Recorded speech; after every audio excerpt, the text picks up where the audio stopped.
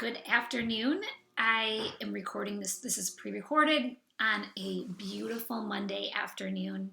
And I know this is the end of it, but I hope you took many walks like I did today and enjoyed the warm breeze, open windows, warm breeze of today. But I wanted to share a story this weekend. I was driving to an event to meet some people somewhere that I had something going on this weekend that on my calendar, and I was on my way. I was driving in my car and I was just driving, and all of a sudden, my mind went to a kind of a place of dread, which is unusual for me going into a social setting. I usually am not, I don't get very anxious in those settings. And I think part of that was because growing up, I had a twin sister who went with me everywhere. And so I always had my security sidekick. My security side, maybe I was her security sidekick, but I had someone who, if no one else talked to me, if no one else liked me, she did. And I knew she did. And so I was pretty comfortable going into settings and social situations. But this time it was so unusual. I was driving and I just sensed some like just anxiety about being with people. And I don't know if part of it's like COVID, but I just had some dread and some anxiety around it. And I wonder if you have ever experienced that, where you're headed into a social setting or where you're going to be with people and you get hit with anxiety. And I wonder where your mind goes from there, because that is really the issue. Not that we know we're going to have trouble in this life. It's not all going to be smooth sailing. Sometimes it's going to be anxiety filled driving.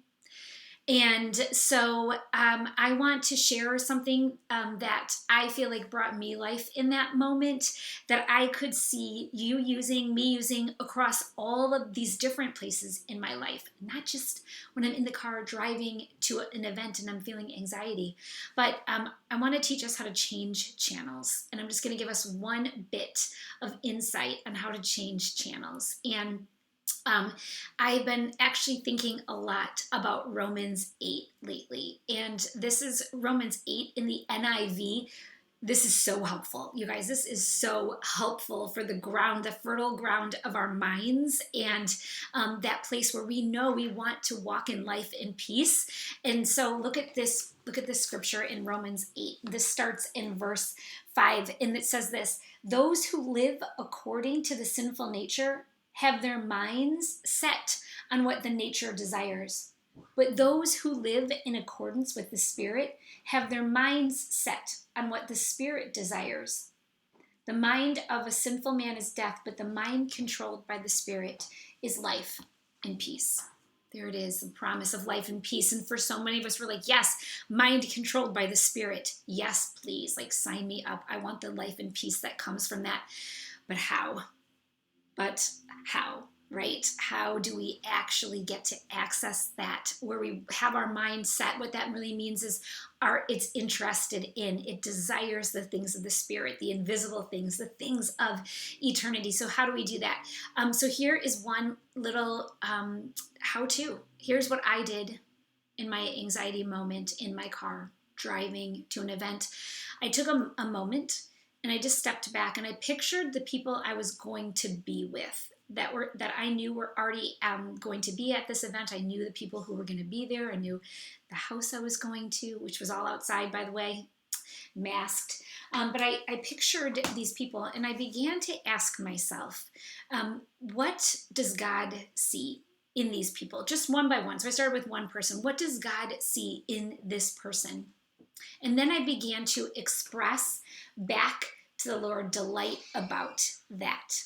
So I began to just express to the Lord his thoughts, what he created in this person. And I was able to just tell God, God, this person, they are so welcoming.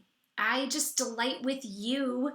God, I just delight with you in this person. I could just feel this joy, the joy of God, that he loves how he made them so hospitable and so like welcoming. I love this. She's so welcoming. This person is so welcoming. And every time I'm there, it's like they roll out the red carpet, like hospitable. I love this about this couple. I love this about this person. God, I delight with you. I celebrate, rejoice with you about this quality that you made in this person. And then I went to the next person that was going to be there. And I could picture this person. I thought, oh my goodness, that person is so generous. I have seen the generosity that God, you created in that person. And I rejoice in that. I celebrate that. Like that actually delights my heart. I see what you made in that person. And then you go to the next person. God, I love their laugh. Their laugh cracks me up every time. And they laugh at everything. Like whatever. Anything I say, they laugh at. That is like so delightful. God, I see how you made them. I see how you see them, that you delight in that too. And now God and I are together on the same page, and my mind is set on the things of the Spirit in that moment. My mind is interested, invested in the same thing that God is thinking in that moment. And I think this is such a cool thing to do across our life. So Kevin and I are getting on an airplane to go to see his family today. And I did this afternoon. I just took a moment and I thought about the people we're going to see, Kevin's dad. And I thought about, God, I delight, see how you made him. He works so hard to take care of his family. I see how he takes care of and still so loves his wife. I see that. I delight in that like you do. And God and I are together. My mind is set on the things of the Spirit, the things that God intended and created. So here's what I'm challenging you to do.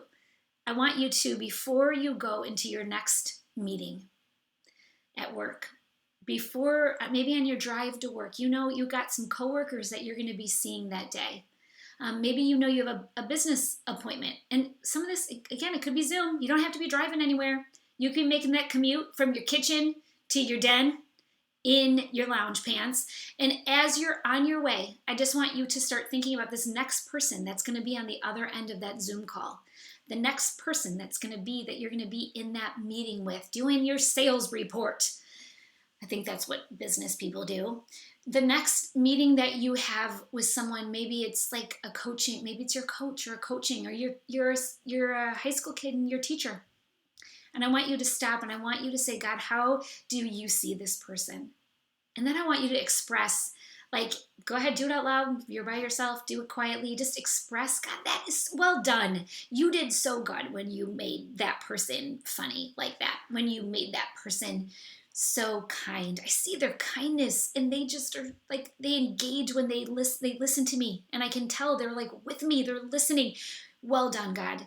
That was awesome. And get into like really the joy and delight of God over that person. It's going to be so good. You guys, it's going to be so good. Do it over the people in your home. Like, I know I'm heading to the dinner table. I'm headed there.